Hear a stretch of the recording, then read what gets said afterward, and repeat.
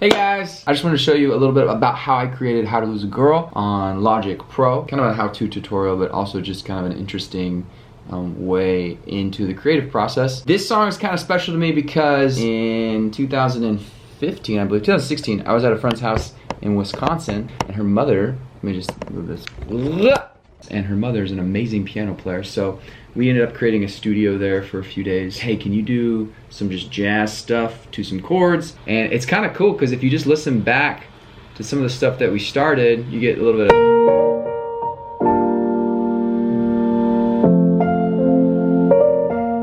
This is very jazzy.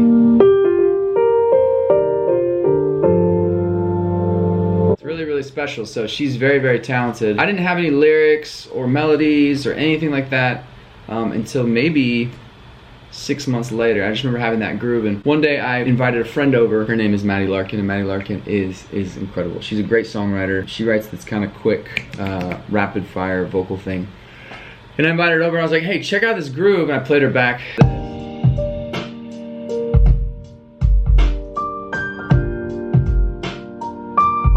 We just left it basically looped on this.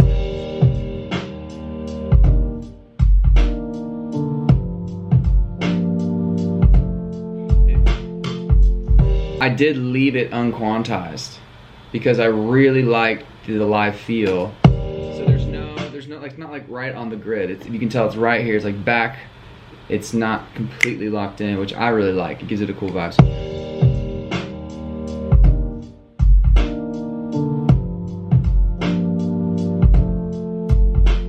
Back.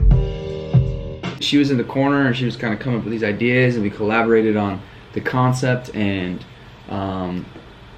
I feel like if you listened here, you'd hear it. You'll hear it with her.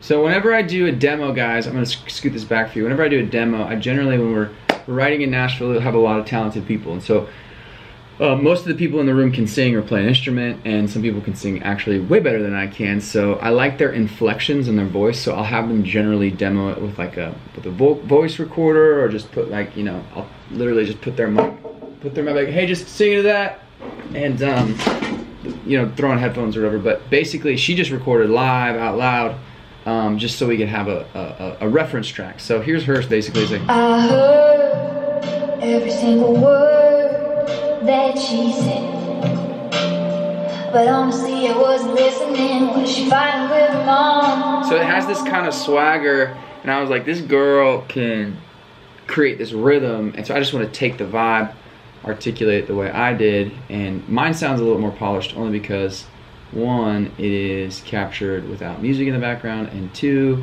I took a lot of time with the vocal, and three, it's all fixed up. So here. I heard every single word that she said.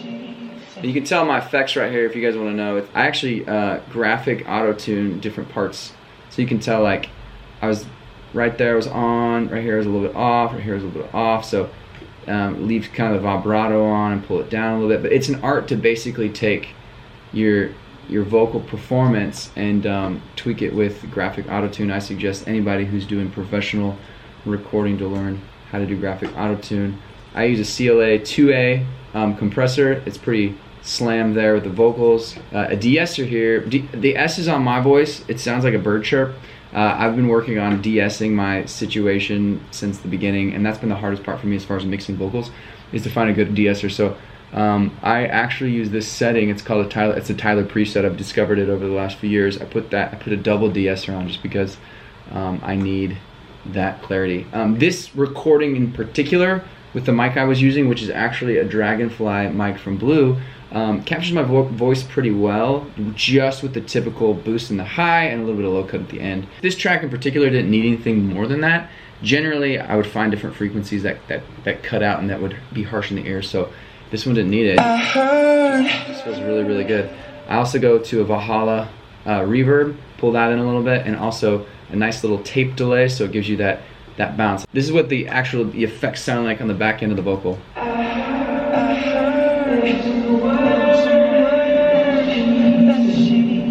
Now if you put them together, it's kind of cool. Check it out. I heard every single word that Now you can make that reverb like crazy by pulling in more. But I kept it pretty low just because I like the way the vocal sounded in general on the mix. We got this roots groove here where I just kind of created this is literally from Logic, this slow jam. Pretty nice. So this is another kick and snare on top of the slow jam here, which is nice. The electric piano gives it a cool kind of a Rhodes feel, and then you add Mom's piano on top, just fills it out. It's great. Don't need much more than that. Now here's the other part, which is kind of cool. Just a basic bass built into Logic. So we actually did some bass lines here, which is kind of you'll be able to hear some of these parts. It's kind of cool. Check it out. Just some runs with your left hand. All this is played on keyboard.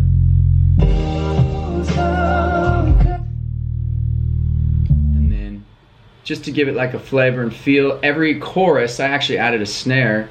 I actually created a drum kit sound that would feel like a John Mayer snare. So listen to that. See that? That feels like a John Mayer snare. Put more dampen down, turn the gain down a little bit. I actually added some claps on top. There they are. There they are. Little clap. And then something kind of fun to add a little bit of flavor. I don't even know what these are.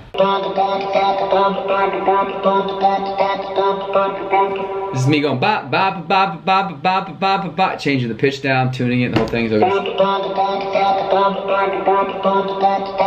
that's actually really cool because it gives it just this movement. I put it on there because it just gives it cool movement. It's like listen.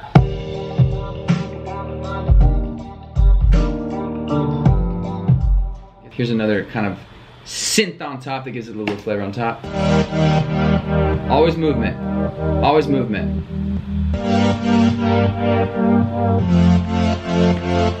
I use this thing called an LFO tool that gives it like a... Without it, listen to the difference. With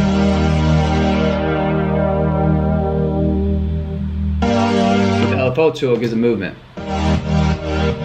Which is nice. So harmonies in the background, basically 4 parts here. Let's see what those sound like. Loser girl, your whole world. Didn't even really tune those because I just wanted it to feel very natural in the background. So if you add it on top of the tuned vocal, it's kind of nice. And here we go. Loser girl. Nice. That was your whole world. Nice. Then we add a nice little. That was your. And then all of it together. That was your whole world. All you gotta do is just love your girl. So to add a little bit of flavor, a little bit of modernness. I call this the Bollywood lyric, which I just twisted around, cut up, and then added some reverb. Works with the bass. This is the lead. Just gives it kind of an airiness. The other thing I thought was really special about this track, and it was just super simple, just me literally just going, I'm singing, I'm just gonna sing something. You know, to Adam.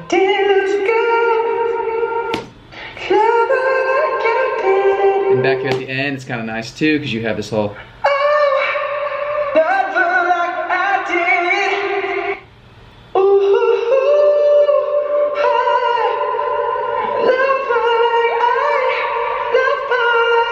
It's funny, because that's not even the right note. But it works. I just left it. Listen. It's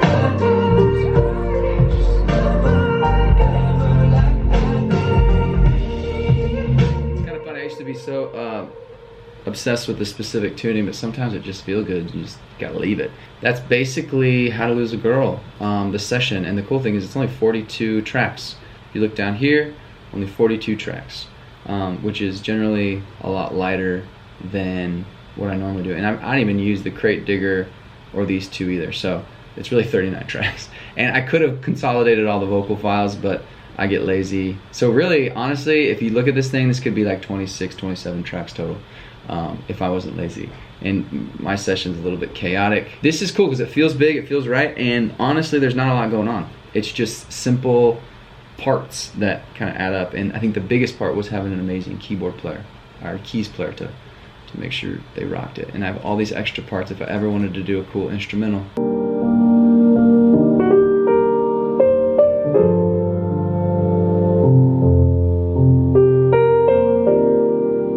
Alright guys, thanks for watching. Let me know if you want more of this in the comments below. Hopefully that made a lot of sense. If it didn't make sense, then you can ask questions. We'll go from there. Alright guys, great night day. Have a great night day. Have a great night day, wherever it is in the world. Okay. Oh, by the way, I'm repping Garth Brooks right now because I'm in a Garth Brooks mood. Okay, bye.